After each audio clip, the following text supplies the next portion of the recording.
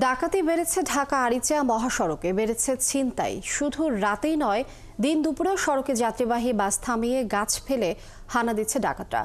যাত্রীদের মারধর করে সর্বস্ব লুট করে নিয়ে যাচ্ছে তারা। কয়েকদিনের ব্যবধানে শুধু ঢাকা আরিচা মহাসড়কের সাভারে একই এলাকায় দিনে দুপুরে যাত্রীদের অস্ত্রের মুখে জিম্মি করে ডাকাতি হয়েছে। এইসব ঘটনায় পরিবহনে যাত্রী সহ সাধারণ মানুষের মধ্যে আতঙ্ক সৃষ্টি হয়েছে। রায়ান বিন আমিনের তথ্য ছবিতে প্রতিবেদন। গত 14 ফেব্রুয়ারি দুপুরে ঢাকা আরিচা মহাসড়কের পুলিশ টাউন এলাকায় শুভযাত্রা পরিবহনের একটি বাসে ছিনতাই হয়। এ সময় ছিনতাইকারীদের ছুরিকাঘাতে বাসের 3 যাত্রী আহত হন। এর 15 দিন পর 2রা মার্চ একই স্থানে দিনে দুপুরে আরেকটি ডাকাতি হয়। ছিনতাইকারীরা ধারালো অস্ত্রের ভয় দেখিয়ে যাত্রীদের মানিব্যাগ ও মোবাইল সহ মালামাল ছিনিয়ে নিয়ে পালিয়ে যায়। জাহাঙ্গীরনগর বিশ্ববিদ্যালয়ের শিক্ষার্থীদের কাছ থেকে ছিনতাই হয় বিশ্ববিদ্যালয়ের সামনের সড়কে। শিক্ষার্থীদের দাবি, 5ই আগস্টের পর থেকেই তারা নিরাপত্তাহীনতায় ভুগছেন। আমরা শিক্ষার্থীরা উদ্বিগ্ন এবং নিরাপত্তাহীনতায় ভুগছি।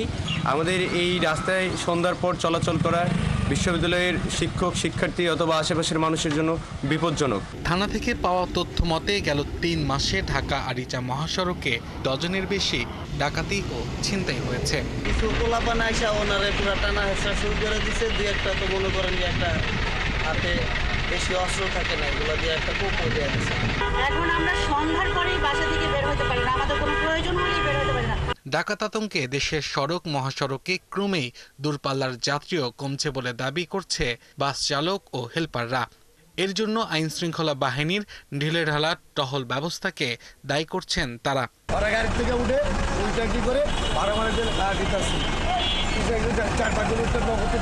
এরকম করে ড্রাইভার স্টাফটা ঠিক আছে মাইরে ধরে ক্যাশ ম্যাশ লয়, আবার ঠিক আছে যাত্রীতে দেও, এরকম ভাবে চিন্তাই মিন্তাই করে ঠিক আছে পরে বললে নামে যায়।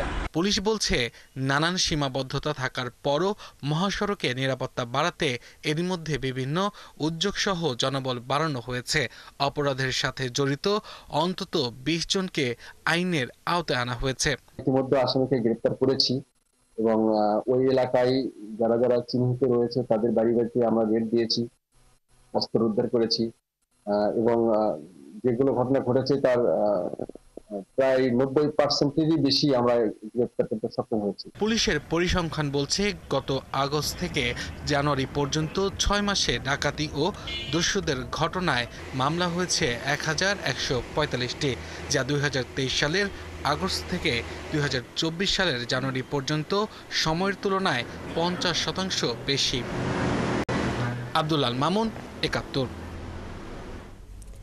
সাভারে বেড়েছে ডাকাতি ও ছিনতাই, সেখানকার আরো খবর জানবো দর্শক। আমাদের সাথে এই মুহূর্তে যুক্ত হচ্ছেন সহকর্মী রায়ান বিন আমিন।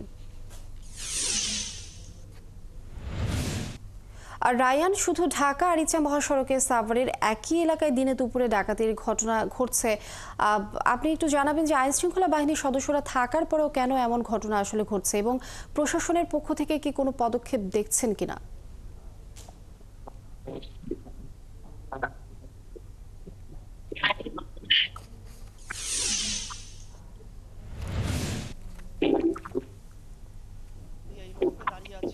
জাহাঙ্গীরনগর বিশ্ববিদ্যালয়ের বীর মোশাররফ হোসেন হল গেটের সামনে আমার পেছনের যে অংশটুকু দেখতে পাচ্ছেন, এই অংশটাতে সবচেয়ে বেশি চিন্তার ঘটনা ঘটে ঢাকা আরিচা মহাসড়ক সংলগ্ন এই এলাকাটাতে। এখানকার যে এলাকা অংশটা দেখতে পাচ্ছেন, এখানে ঝোপ জঙ্গল আছে, কিছুদিন আগে এটা পরিষ্কার করা হয়েছে, কিন্তু তবু এখানে ছিনতাইকারীরা সন্ধ্যার পরে বেশ ভালোভাবে উৎপাতে থাকতে পারে। আর এখান থেকে সবচেয়ে বেশি চিন্তার শিকার হন বিশ্ববিদ্যালয়ের শিক্ষার্থী সহ এই পথে চলাচলকারী যারা পথচারী আছেন বা অটোরিকশা যারা চলাচল করেন সন্ধ্যার পর তারা। আর ছিনতাইকারীরা এখান থেকে ছিনতাই করে পার্শ্ববর্তী যে ডেইরি ফার্ম আছে, এই ডেইরি ফার্মের যে ওয়ালটা দেখতে পাচ্ছেন, দেয়ালটা আছে, এই দেয়ালটা খুবই নিচু। তারা খুব সহজেই এই দেয়ালটা টপকে অপর পাশে চলে যেতে পারে এবং গা ঢাকা দিতে পারে। আরেকটা তথ্য জানিয়ে রাখি, এই আমি যেখানটা দাঁড়িয়ে আছি, এই জাহাঙ্গীরনগর বিশ্ববিদ্যালয়ের থেকে এখান থেকে আধা কিলোমিটারও কম দূরত্বে সাভার হাইওয়ে থানার অবস্থান, কিন্তু এই হাইওয়ে থানার টহল এদিক দিয়ে খুবই কম থাকে। বিশ্ববিদ্যালয় প্রশাসন এদিক থেকে খুবই অসচেতন, বা শিক্ষার্থীরা বারবার দাবি জানানোর পর প্রশাসন এদিকে টহলের কোনো ব্যবস্থা করে না। এমনকি হাইওয়ে থানা পুলিশ যার দায়িত্বে থাকে তারাও এই মহাসড়কের দায়িত্বে খুব একটা থাকেন না। রাতের বেলা তারা যেসব অংশে টহল দেন, বিশেষ করে জনসমাগম যে এলাকাগুলো আছে সেখানে তারা টহল দেন, কিন্তু নিরিবিলি যে এলাকাগুলো আছে এদিকে তারা খুব একটা টহল দিতে তাদেরকে দেখা যায় না। এই কারণে কিন্তু আমরা সবসময় দেখি যে বিশেষ করে এইরকম নির্জন এলাকা, বিশেষ করে ব্যাংক টাউন, ঢাকা-রিচা মহাসড়কের জাহাঙ্গীরনগর বিশ্ববিদ্যালয়, সিএনবি, বিপিএটিসি এলাকা, এই অংশটাতে ছিনতাইয়ের পরিমাণ সবচেয়ে বেশি। যদিও পুলিশ বলছে। রায়হান বিন আমিন, ধন্যবাদ যুক্ত হবার জন্য। আপনি যেমনটি বলছিলেন যে জনসমাগম যেখানে সেখানে টহল দিচ্ছে, কিন্তু নিরিবিলি জায়গায় তারা টহল দিচ্ছেন না। আপনি যুক্ত থাকুন, আমরা এই বিষয়ে আবারও জানবো আপনার কাছ থেকে।